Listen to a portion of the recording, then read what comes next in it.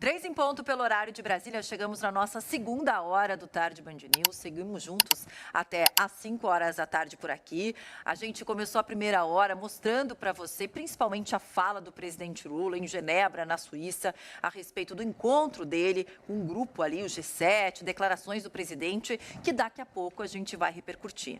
Mas agora, gente, é um momento muito importante aqui no Tarde Band News, porque a gente dá abertura às entrevistas com os pré-candidatos ao governo de São Paulo. É o momento em que a gente questiona todos eles para você aí que nos acompanha de casa tomar a sua decisão. O nosso primeiro convidado é o deputado Kim Kataguiri, do Missão, e comigo aqui nessa missão, inclusive, está o jornalista Marco Antônio Sabino. Sabino, boa tarde, bem-vindo por aqui ao Tarde Band News. Boa tarde, Paula, obrigado, um prazer. Boa tarde, deputado, obrigada por participar com a gente. Boa tarde, deputado. Boa tarde, Sabino, Paula, prazer participar. A gente já pode chamá-lo de candidato, porque a gente sabe que o senhor é pré-candidato, mas disse que ainda vai tomar oficialmente essa decisão. Já tomou essa decisão oficialmente? O que está pesando para o senhor realmente ser candidato ao governo do estado de São Paulo? Bom, coincidentemente, né, no dia dessa entrevista, hoje à noite deve ter uma reunião do partido para a gente bater o martelo, mas de todo modo o anúncio deve ser feito no dia 20, nesse sábado, né, já marcado aí no evento na Liberdade, no Bunkiô, às 15 horas, e coisas que pesam, né, em relação à decisão de disputar ou não o governo do estado, né? Primeiro, qual seria o impacto para a nossa chapa de deputados federais, né, do Missão? Essa é a nossa primeira eleição, existe aí o desafio de bater a cláusula de barreira. Naturalmente, em eu não sendo candidato a deputado federal, isso retira votos da chapa, mas, por outro lado do cálculo, sendo candidato a governador, falando sobre o partido, inclusive, no primeiro e mais importante debate, que é o debate da Band, falando sobre o nome do partido, as propostas do partido, sobre o candidato à presidência da República, sobre a minha própria candidatura e propostas para o governo do estado e também sobre a chapa de deputado federal e estadual, isso pode compensar, em parte, né, a minha não disputa aí para a Câmara dos Deputados. Além a gente realmente acreditar que um excelente espírito do tempo para o Partido Missão nessas eleições, dado o crescimento exponencial aí da candidatura do Renan Santos à presidência da República. Candidato, eu não posso deixar de começar essa sabatina perguntando ao senhor sobre aquele que é o assunto que domina hoje a preocupação da população, a questão da segurança pública. Que planos o senhor tem para a segurança pública e, especificamente, como é que seria o combate do governo do estado, numa eventual gestão sua, contra o crime organizado? Bom, o combate ao crime organizado hoje é a principal pauta do Partido Missão e seria uma das minhas principais bandeiras aí na candidatura ao governo do estado, né? Primeiro, acredito que nunca houve tanta sensação de insegurança no estado de São Paulo e no Brasil como agora. Recentemente eu aprovei um projeto de lei na Câmara dos Deputados, que já foi sancionado, já é lei hoje, de aumento de pena de furto, roubo e receptação. Então, o meu compromisso com a pauta e minha capacidade de entrega de resultado na pauta, eu comprovo com o meu próprio trabalho aqui dentro da Câmara. Ontem mesmo aprovei a urgência de um projeto que interrompe a prescrição no caso de fuga de condenado, né, que é uma coisa impensável, parece uma obviedade, né? Se uma pessoa foge, o Estado deveria ter o direito de encontrá-la e puni-la a qualquer tempo. Hoje não. Hoje um presidiário sai da cadeia e se ele escapa por tempo suficiente, dependendo do crime que cometeu, evidentemente, o Estado perde o poder de puni-lo, ou seja, ele fica solto para sempre e mesmo se ele se apresentar, falar, olha, fui eu que fugi da cadeia, cometi aquele crime, como o crime prescreveu, ele não pode mais ser punido. Em relação ao governo do estado de São Paulo, eu acho, primeiro, que é preciso fazer uma integração de câmeras com inteligência artificial por todo o estado. Porque hoje nós temos uma lista em que as câmeras reconhecem placas de carros e de motos que são frias, ou que foram roubados, ou que foram furtados, mas isso não é o suficiente para combater o principal crime, né, que nos atinge hoje no estado de São Paulo, que é o roubo, né? A gente precisa ter a identificação do rosto do sujeito. A experiência que nós temos na cidade de São Paulo com o Smart Sampa e que outras cidades também adotaram ali, que é o caso de São Caetano, o caso de Indaiatuba, foi muito bem sucedida, né, do uso da inteligência artificial para fazer o reconhecimento facial, e eu acredito também que deva haver uma integração do sistema de segurança, da Secretaria de Segurança Pública de São Paulo, com o sistema Cortex, também do Ministério da Justiça, para que todas as lideranças do crime organizado que já estejam com mandado de prisão expedido não consigam mais nem entrar e nem sair do estado de São Paulo. Porque, como a gente tem algumas cidades que possuem esse sistema e outras que não possuem, os criminosos, basicamente, eles saem das cidades que possuem, para não serem pegos, para não serem presos, e vão para as que não possuem. Se a gente tiver isso em todo o estado, eles vão ser obrigados a sair do estado, os foragidos dificilmente vão conseguir permanecer no estado nessa situação. Um outro ponto que eu acho importante também é ter a colaboração dos municípios. E eu acho que a gente poderia, na parte de distribuição discricionária do ICMS, enviar mais recursos para cidades que tiverem os melhores, a melhor melhoria nos indicadores, né? Então, os municípios, a gente sabe hoje, já foi reconhecido pelo Supremo Tribunal Federal e pelo Congresso Nacional, que existe também a competência dos municípios em relação à segurança por meio das guardas municipais, que são polícias, na realidade, polícias municipais, e fazer uma premiação, né, e um incentivo para que as cidades que trouxerem os melhores indicadores, aquelas que tiverem o maior aumento naquele indicador, então, se a cidade está numa situação de calamidade, tem uma melhora, ela recebe um reforço para fazer investimento em segurança pública. Se a segurança pública daquela cidade já é boa, a gente não vai premiá-la por já estar numa boa situação, mas se ela melhorar ainda mais a situação daquela cidade por meio do repasse discricionário do ICMS, porque, e eu vejo isso aqui principalmente da perspectiva federal, mas que se reflete também no Estado, a gente tem uma espécie de incentivo perverso, porque muitas vezes a distribuição de verbas, ela se dá para as cidades, para os estados que têm os piores indicadores, sob a justificativa de que, se está pior, precisa de mais dinheiro.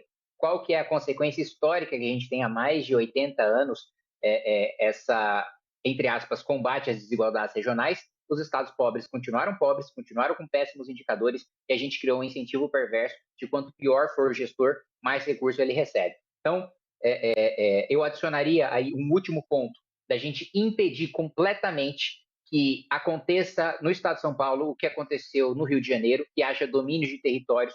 Se eu fosse governador do estado na época da Operação Verão, da Operação Escudo, eu não teria terminado essas operações tão cedo quanto o governador Tarcísio, na minha avaliação, ele recuou por medo de apanhar da imprensa, por medo de apanhar de partidos de esquerda. Eu não teria esse receio de levar as operações às suas últimas consequências, porque o PCC, durante a gestão Tarcísio, ele teve uma oportunidade, o governador Tarcísio teve uma oportunidade porque o PCC entrou em racha. Pela primeira vez, diferentes facções dentro da própria facção criminosa começaram a literalmente se matar. E aí abriu margem para que a nossa tropa de elite da Polícia Militar, que é a Rota, atuasse, né, retomando territórios, exterminando lideranças do crime organizado, e infelizmente isso não foi levado à frente até o final pelo receio do governador. E outro ponto, o governador Tarcísio prometeu estruturação, né, das polícias, né, não regulamentou a lei orgânica das polícias que nós aprovamos aqui no Congresso Nacional, que moderniza o sistema, que facilita principalmente a investigação, e a gente sabe que o número de resolução de crimes é muito baixo no estado de São Paulo e no Brasil de maneira geral. Não deu o reajuste salarial que prometeu. Polícia de São Paulo, o estado de São Paulo paga o salário de polícias militares de outros estados por causa do nosso pacto federativo, mas a nossa própria polícia tem uma remuneração muito baixa comparada com outras, ao mesmo tempo os equipamentos. A gente precisa de drones para a polícia científica, a gente precisa de cromatógrafos, que é o equipamento que identifica as substâncias químicas da droga, para passar para o rol de drogas da Anvisa e evitar que apreensões de droga não sejam consideradas tráfico, porque aquela substância não está no rol da Anvisa. Existem várias medidas que a gente pode tomar para melhorar a segurança pública do Estado de São Paulo, que tendo, na minha avaliação, a melhor polícia militar, a melhor polícia científica, a melhor polícia penal, a melhor polícia civil, um dos melhores ministérios públicos, teria a capacidade de ter uma segurança muito melhor e muito superior a outros estados. E, infelizmente, mesmo que a gente viva uma situação de insegurança no Brasil todo, no estado de São Paulo ele poderia estar melhor em relação a outros. Paula. Deputado, o senhor falou de várias iniciativas que tomaria como governador eleito para melhorar a segurança aqui, porque por mais que os números mostrem que diminuíram os assaltos, as mortes, enfim, a sensação da população é outra e isso realmente reflete até mesmo em pesquisas. Mas o senhor falou também em muitos investimentos, né? como drones, como as câmeras, como colocar fiscalização para membros do PCC não saírem do estado de São Paulo. Da onde sairiam esses investimentos, deputado?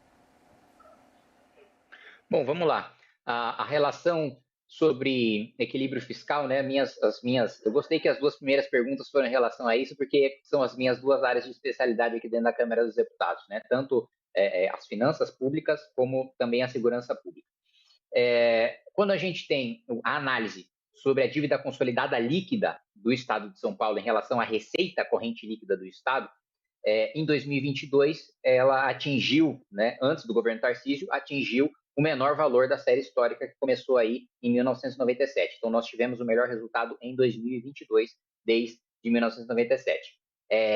Essa relação que era de 1,15, né, em 2022 passou para 1,24 em 2025. Então houve uma deterioração das contas públicas no Estado de São Paulo, mesmo que o Congresso Nacional tenha aprovado, e eu até votei contrário porque considerei benéfico demais para os estados no sentido de incentivar os maus pagadores e os maus governadores e desincentivar os bons governadores, mas houve uma benesse aprovada de renegociação de dívidas pelo Congresso Nacional e que daria todas as condições para o Estado de São Paulo melhorar a sua situação. A gente sabe que a situação fiscal de São Paulo é uma situação historicamente razoável em relação a outros estados, nada extraordinário, nunca foi durante gestões tucanas, continuou não sendo durante a gestão Tarcísio, que até piorou essa relação da dívida consolidada líquida, mas a gente teria a oportunidade de abrir espaço fiscal, né, tanto em relação ao regime de servidores, regime próprio de previdência dentro do Estado de São Paulo, como também com a promoção de uma reforma administrativa que tornasse as carreiras estaduais mais longas, né, porque hoje nós temos uma defasagem, uma diferença, né? O servidor público federal é aquele que dentro do serviço público, que existe uma desigualdade público, que o servidor público federal recebe o dobro do que se recebe na iniciativa privada. O estadual recebe em média 45%, 50% mais do que na iniciativa privada. Nós precisamos de carreiras mais longas, porque quando você chega muito rapidamente no topo de uma carreira do serviço público, você passa a querer, como a gente vê principalmente na elite, né, Ministério Público, Judiciário, carreiras jurídicas do Poder Executivo, você atinge o teto, né, de R$46 mil e passa a lutar por penduricalhos, para receber acima do teto, né? E uma das razões que o nosso deputado estadual, Guto Zacarias, saiu da base do governo Tarcísio foi porque o governo Tarcísio sempre encaminhou projetos do judiciário para ampliar os privilégios, para ampliar os supersalários, e todas as vezes o governo pedia o voto do nosso deputado Guto Zacarias em favor desses privilégios, aumentando o déficit nas contas públicas com o dinheiro do trabalhador mais pobre, que a gente sabe que a principal arrecadação do ICMS é um tributo sobre o consumo, o tributo sobre o consumo é o mais regressivo de todos, porque quem é mais afetado é sempre o mais pobre, quando a tributação não está na renda ou nem no patrimônio, do consumo é a pior de todas, ou talvez a segunda pior, se a gente considerar a tributação sobre a folha. E o outro ponto também existe um critério de distribuição discricionário do ICMS, que é de 35%, cerca de 16 bilhões de reais, em que ele pode ser distribuído para os municípios de acordo com os critérios definidos por lei estadual. A gente sabe que é muito difícil para uma Assembleia Legislativa fazer oposição para um governador, porque a Assembleia possui poderes muito limitados. Em termos de competência legislativa, o sistema brasileiro é tão maluco que um vereador tem mais competência legislativa do que um deputado estadual. Mas só para dizer que é muito fácil para o governador mudar a legislação estadual, tanto do ponto de vista de reforma administrativa, como do ponto de vista de enfrentamento de privilégios do Ministério Público e do Judiciário, como também em relação a utilizar esse espaço fiscal de 16 bilhões de reais para ter um incentivo dos municípios. Inclusive, eu falei sobre drones, eu encaminhei emenda, me lembro aqui agora de cabeça, para a Americana, né, aqui, a Guarda Municipal de Americana, adquirir drones com tecnologia de ponta. Esse mesmo incentivo, dentro desse espaço de 35% do ICMS, poderia ser dado para outros municípios terem essa mesma iniciativa. Então, assim, espaço fiscal em São Paulo, não falta, e 2, pode ser criado, também com a série de medidas, algumas das quais eu elenquei aqui. Deputado, para manter o Estado saudável, o senhor cortaria gastos? Onde o senhor cortaria? Não, como eu coloquei para você, primeiro ponto é a reforma administrativa, né? Se você deixa a carreira mais longa, isso significa que a carreira inicia com um salário menor e você demora mais para chegar no topo da carreira, porque é, quando a gente vê, é óbvio que existem exceções, tá? Mas boa parte das carreiras do serviço público estadual, elas chegam, tem uma progressão, né, muito mais rápida do que se vê na iniciativa privada. E com um salário, como eu coloquei para você, 45% a 50% superior. Então, eu faria uma reforma administrativa compatibilizando o salário das carreiras públicas com o que se vê no paralelo na iniciativa privada, né? Mesmo porque existe também um outro fenômeno, né, no Brasil, que enquanto nos países desenvolvidos você vê as mentes mais brilhantes, né, indo buscar inovação dentro da iniciativa privada, indo buscar carreiras na iniciativa privada, e, por outro lado, quem vai para o serviço público é quem tem vocação para exercer aquela função, né? É quem quer exercer aquela função, é porque tem, o seu sonho é exercer aquele serviço público. No Brasil, não. A gente leva várias mentes com potencial muito grande de crescimento na iniciativa privada para o setor público e não porque elas amam aquela função do setor público, mas porque elas amam o salário e a estabilidade daquela função. Então, a compatibilização com salários da iniciativa privada, primeiro abriria espaço fiscal e depois melhoraria a eficiência do serviço público a partir do momento que ela tem um salário compatível com o da iniciativa privada e só vai para o setor público aquele que, de fato, tem a vocação para ir. Óbvio que isso não é absoluto, óbvio que isso tem exceções, mas o princípio geral é esse. E do outro lado, reforma previdenciária também no regime próprio que nós temos no estado de São Paulo, que é incompatível com, por exemplo, o INSS, né, uma aposentadoria comum, em que se trabalha mais para receber menos e é injusto do ponto de vista orçamentário, né, e mesmo do ponto de vista de justiça, no conceito geral, né, o trabalhador da iniciativa privada ser mais pobre, não ter estabilidade e ter que trabalhar mais tempo para receber menos, quando, do lado de vista do regime próprio, nós não temos, primeiro, o equilíbrio atuarial, né? Então, a contribuição, porque vamos lembrar, né, o benefício previdenciário é um benefício com contrapartida, né? Então, o trabalhador deve contribuir, né, durante a sua vida laboral para depois receber o fruto daquela contribuição. O desequilíbrio que a gente tem hoje é a contribuição que é dada é incompatível com o benefício que é concedido depois. O benefício acaba ficando mais caro do que a prestação que foi dada durante aquela vida no serviço público. Então, na minha avaliação, também abriria espaço por meio da reforma previdenciária e, por fim, reforçando também, barrando todos os projetos e revogando os já aprovados em relação a penduricalhos, privilégios, indenizações indevidas para o Ministério Público, para a Defensoria Pública, para o Judiciário, Tribunal de Justiça de São Paulo, e para os procuradores também do Estado, para as carreiras jurídicas do Estado. Agora, deputado, tem um outro problema muito grave e o estado de São Paulo está no topo dessa lista, que é a violência contra a mulher. Eu me lembro que há 4 anos nós fizemos sabatina com os pré-candidatos, Sabino também estava comigo naquela oportunidade, aos pré-candidatos do governo de São Paulo. Eu tive a oportunidade, inclusive, de representar a Band News TV e fazer pergunta aos candidatos no debate aqui na Band. Muito foi prometido, na prática, pouquíssimo foi feito. O estado de São Paulo continua liderando, aí quando a gente fala principalmente em números de feminicídio, são poucas delegacias da mulher, poucas principalmente que são 24 horas. Quais as suas propostas nesse sentido?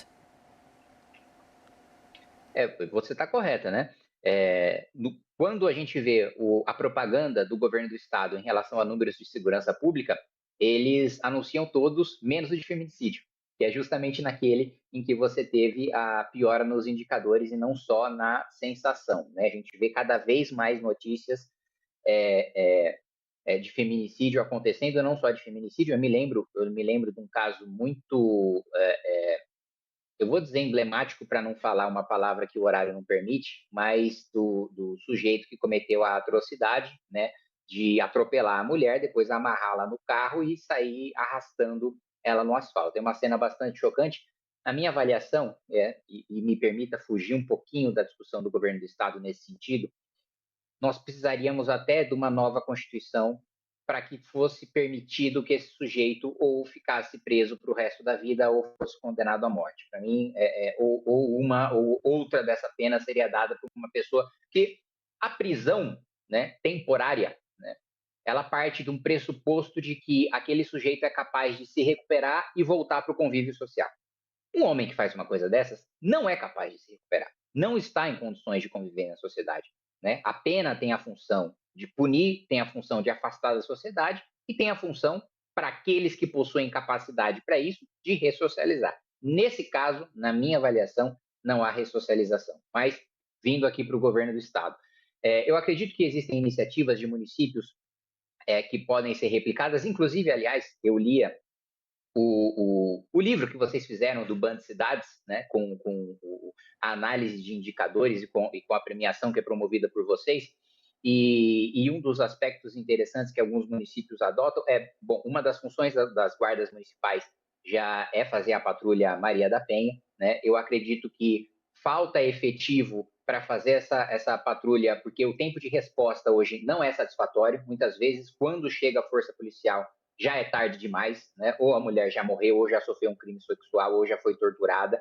né? E a gente quer, mais do que punir um crime capaz de cometer uma atrocidade dessa, nós queremos impedir que o crime aconteça, ou ao menos, né, interromper a execução o mais rápido possível. E hoje existe, e esse é mais um projeto que eu trabalho aqui dentro da Câmara, existe uma limitação para quantos guardas municipais os municípios podem contratar de acordo com a sua população. E existem, e eu conversava isso com o secretário de Segurança do município de São Caetano. São Caetano, por exemplo, quer contratar mais guardas, tem capacidade financeira e orçamentária para isso, mas não pode por vedação legal. E isso é uma vedação por parte do governo federal. Então, a minha avaliação, existem boas iniciativas dos municípios que podem ser estadualizadas em relação a botão do pânico, em relação a Patrulha Maria da Penha. A regulamentação da lei orgânica das polícias também daria mais flexibilidade para a gente organizar o efetivo da Polícia Civil em relação a delegacias especializadas, como a Delegacia da Mulher, com a fusão de carreiras que foi promovida em lei federal e, infelizmente, não está sendo regulamentada no âmbito estadual. E, ao mesmo tempo, eu acredito que iniciativas como você ter ali o botão de pânico no ônibus, né, num lugar em que você geralmente as mulheres ficam mais vulneráveis, né, em locais mais... E eu também sou um dos adeptos, né, da teoria das janelas quebradas digamos assim, um curioso em relação ao estudo da economia do crime de Gary Becker, de entender também que existe um papel de zeladoria dentro da segurança pública, de que o criminoso ele é como um rato, ele gosta de lugar sem iluminação, sujo e vazio. Então, o máximo que a gente puder dar vida para os locais públicos, o máximo que a gente puder, e entra nesse sentido programas de habitação, programas de zeladoria urbana, programas de iluminação pública, tudo isso integrada para a gente impedir os crimes especialmente cometidos contra as mulheres, que são aqueles que nós temos os piores indicadores, mas isso melhora a segurança pública de maneira geral. E só para fechar, aproveitando o gancho de segurança pública e de necessidade de projetos aqui no âmbito do Congresso Nacional, o governo do Estado de São Paulo é um dos governos menos atuantes no Congresso Nacional, porque existem várias matérias, né, que são de interesse do Estado, e em relação à segurança pública, por exemplo, que o governo não tem competência, o governo do Estado não tem competência para legislar sobre. Só que os outros governadores frequentemente mobilizam as suas bancadas estaduais para aprovar projetos de seu interesse. São Paulo não. São Paulo existe um vazio de articulação política em Brasília e nós somos a maior bancada, nós somos em 70 deputados.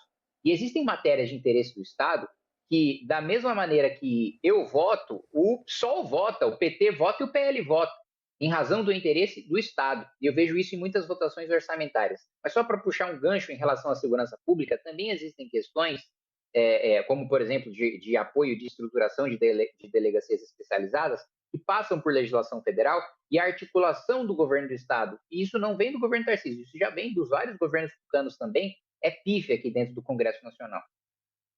Deputado, o senhor uma vez disse que política é guerra.